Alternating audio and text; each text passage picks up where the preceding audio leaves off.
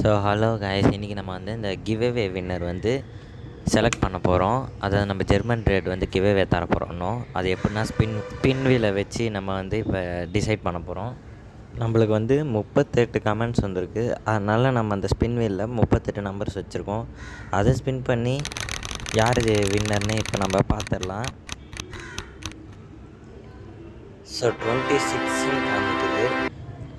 அப்புறம் நம்ம கமெண்ட் செக்ஷனில் போயிட்டு 26 நம்பரில் யார் இருக்காங்கன்னு பார்த்தா இவங்க தான் ஜெர்மன் ரெட்னு கமெண்ட் பண்ணுறாங்க. மஹாஹா, இவங்களுக்கு தான் நம்ம ஒரு பேரை வந்து ஃப்ரீயாக தரப்போகிறோம்.